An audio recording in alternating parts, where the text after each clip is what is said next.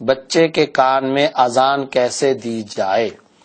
اس سلسلے میں پہلی بات تو یہ ذہن کے اندر رکھیں کہ بچے کے کان میں اذان دینا سنت رسول صلی اللہ علیہ وسلم ہے، اور اس کا طریقہ یہ ہے کہ دونوں کانوں کے اندر، یعنی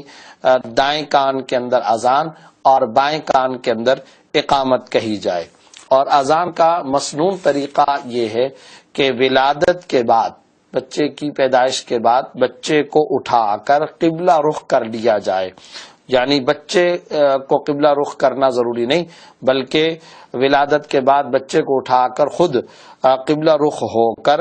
دائیں کان میں اذان اور بائیں کان میں اقامت کہہ دی جائے۔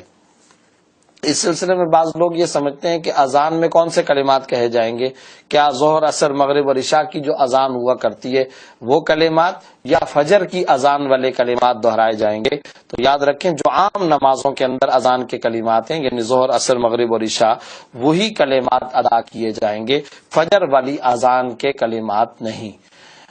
یہ اس سوال کا جواب ہوا۔ البتہ اس کے ساتھ ساتھ اس کی بے شمار حکمتیں جو حضرات محدثین کرام، حضرات مفسرین، حضرات فقہاء کرام نے بیان کی ہیں، ان میں سے صرف ایک حکمت سر دست ذکر کیے دیتا ہوں۔ وہ حکمت یہ ہے کہ اللہ رب العزت کی طرف سے بچے کی ولادت کے بعد جب کان میں اذان اور اقامت کہی جاتی ہے تو بچے کے لاشعور میں اور بچے کی بیک آف دی مائنڈ کے اندر یہ بات گویا راسخ ہو جاتی ہے کہ وہ کسی موحد کے گھر کے اندر پیدا ہوا ہے، اور توحید کا ایک پیغام گویا افتتاحی زندگی کے اندر ہی اسے شروع میں ہی پہنچا دیا جاتا ہے، اور اس کے بہت اچھے اثرات اس کی پوری زندگی کے اندر پیدا ہوتے ہیں، اور اس کے واضح، مفید اور انتہائی نافع اثرات خیر اس کی پوری زندگی پر احاطہ کرتے ہیں۔ تو یہ ایک بہت بڑی حکمت ہے، لہذا بچے کے کان میں اذان کا خاص طور پر اہتمام کرنا چاہیے۔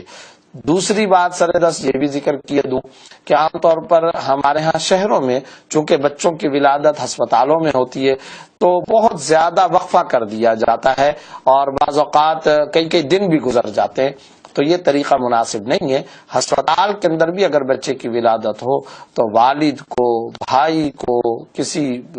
خاندانی بزرگ کو، دادا ہے، نانا ہے، چچا ہے، تایا ہے، کوئی بھی ہے، وہ فرد یہ کام لازمی کر دیں، اور جتنا جلد سے جلد ممکن ہو یہ کام کر لیا جائے تاکہ اس سنت سے فارغ ہو جائیں اور اس مبارک عمل کے اندر تاخیر نہ ہو۔